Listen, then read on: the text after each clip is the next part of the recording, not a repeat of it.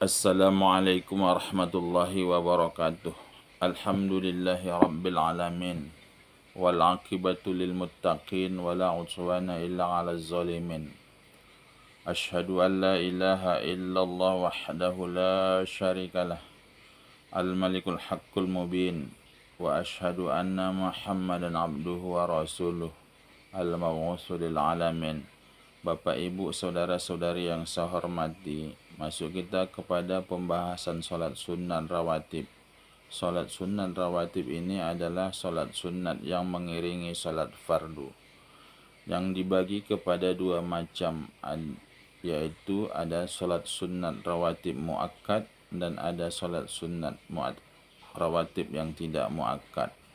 Adapun sholat sunat rawatib yang muakkad itu, kenapa dikatakan dia muakkad? Karena Nabi tidak pernah meninggalkan yaitu sholat sunat ini. Setiap dia mau melaksanakan sholat fardu, dia akan melaksanakan sholat sunat rawatib lebih dahulu atau sesudahnya.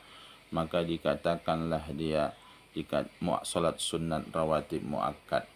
Adapun yang tidak muakkad, bahwa Nabi kalau dia melaksanakan sholat, kadang dilaksanakannya sholat sunat ini dan kadang ditinggalkannya sholat sunat ini. Maka oleh sebab itu dikatakan dia namanya sholat sunat rawatib yang tidak muakkad. Adapun sholat sunat rawatib yang muakkad itu terdiri dari 10 rakaat. Mana dia dari yang 10 rakaat itu? Yang pertama adalah sholat sunat qabliyah subuh. Sebelum pelaksanaan sholat subuh, maka Nabi melaksanakan sholat sunat 2 rakaat sebelum subuh. Maka dikatakanlah dia sholat sunat qabliyah, yaitu subuh. Adapun yang kedua, yaitu sholat sunat qabliyah zuhur 2 rakaat. Yang 2 rakaat yaitu sebelum zuhur itu adalah muakkad, Nabi tak pernah tinggalkan. Yang berikutnya adalah 2 rakaat ba'diyah, yaitu 2 rakaat sholat sunat setelah sholat zuhur, 2 rakaat sebelum zuhur dan 2 rakaat setelah zuhur. Maka itu dikatakan yaitu sholat sunat yang muakkad karena Nabi tidak pernah meninggalkannya. Yang berikutnya adalah sholat sunat ba'diyah maghrib, yaitu setelah kita melaksanakan sholat maghrib, maka kita laksanakan 2 rakaat yaitu sholat sunat qabliyah maghrib. Kemudian yang berikutnya adalah sholat sunat sholat sunat ba'diyah, yaitu Isya. Sholat sunat ba'diyah Isya ini adalah sholat sunat muakkad. Maka sering saya sampaikan bahwa kalau kita melaksanakan sholat sunat tarawih, maka dahulukanlah sholat sunat ba'diyah Isya karena dia lebih muakkad daripada sholat sunat tarawih. Kemudian setelah itu baru kita melaksanakan yaitu sholat sunat witir kalau kita laksanakan itu pada bulan Ramadan. Kalau kita melaksanakannya di luar Ramadan, dahulukanlah sholat sunat ba'diyah Isya. Kemudian setelah itu barulah kita melaksanakan sholat sunat witir. Bapak, Ibu, saudara-saudari yang saya hormati, dan bagian yang kedua adalah sholat sunat yaitu rawatib yang tidak muakkad itu dibagi kepada 12 rakaat. 12 rakaat itu yang pertama adalah 2 rakaat yaitu sebelum zuhur, yang tadinya ada muakkad ba'diyah zuhur, ada yang tidak muakkad menjadi sholat sunat rawatib sebelum zuhur itu menjadi 4 rakaat.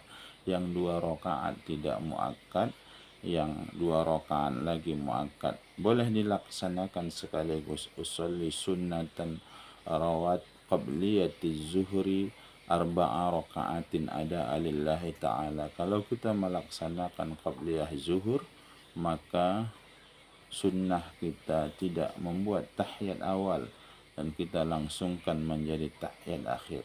Kalau kita melaksanakan 2 tahiyat, maka perbuatan itu hampir menyamai dengan salat zuhur. Maka oleh sebab itu para ulama mengatakan kalau kita melakukan salat sunat yaitu qabliyah zuhur, maka kita harus pisahkan antara, kita bedakan yaitu antara salat fardu zuhur dengan sunnah zuhur, sunnah rawatib zuhur. Maka oleh sebab itu para ulama dia tidak membuat pakai tahiyat awal, maka dia langsungkan di tahiyat akhir, yaitu setelah dia melaksanakan sholat qabliyah, barulah dia melaksanakan sholat zuhur.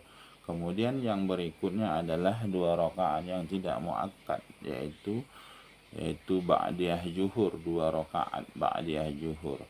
Yang 2 rakaat muakkad, yang 2 rakaat tidak muakkad. Maka oleh sebab itu kalau kita melaksanakan ba'diyah zuhur, maka sebagaimana qabliyah zuhur tadi, yang 2 rakaat adalah muakkad dan yang 2 rakaat tidak muakkad, kita laksanakan usolli sunnatan ba'diyatiz zuhri 4 rakaatin ada alillahi ta'ala. Maka kita laksanakan seperti itu, maka yang 2 rakaat adalah muakkad, yang 2 rakaat adalah tidak muakkad. Jumlah rakaatnya ba'diyah zuhur itu menjadi 4 rakaat. Kemudian yang tidak muakkad yang berikutnya adalah yaitu 4 rakaat sebelum asar. 4 rakaat sebelum asar ini adalah tidak muakkad. Maka jumlahnya sudah menjadi 8, ya, 8 rakaat. 2 rakaat sebelum zuhur, 2 rakaat sesudah zuhur, dan 4 rakaat sebelum asar. Maka ini yang tidak muakkad. Yang berikutnya yang tidak muakkad dilaksanakan sholat sunat rawatib itu adalah qabliyah maghrib, sholat sunat qabliyah maghrib. Ini banyak kita yang kadang melupakan qabliyah maghrib ini. Maka dalam sebahagian ulama mengatakan bahwa ada sholat sunat qabliyah maghrib, dan juga ada banyak hadis yang menjelaskan bahwa sholat sunat qabliyah maghrib itu adalah disunnahkan.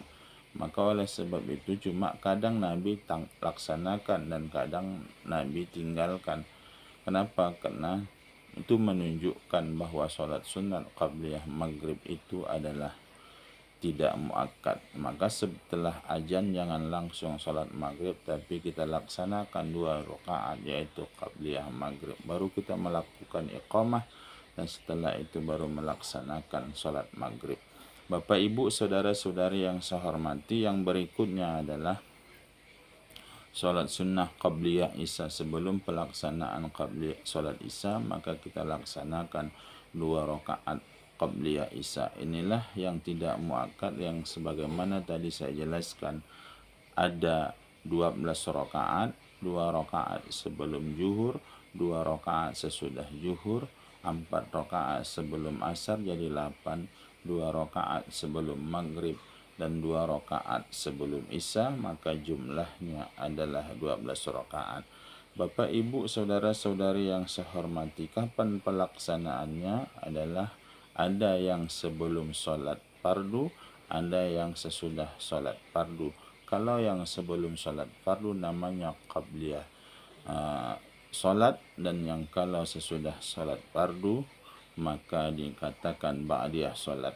Bapak ibu saudara-saudari yang saya hormati, apakah boleh kita melaksanakan rawatib qabliyah itu, yaitu setelah sholat?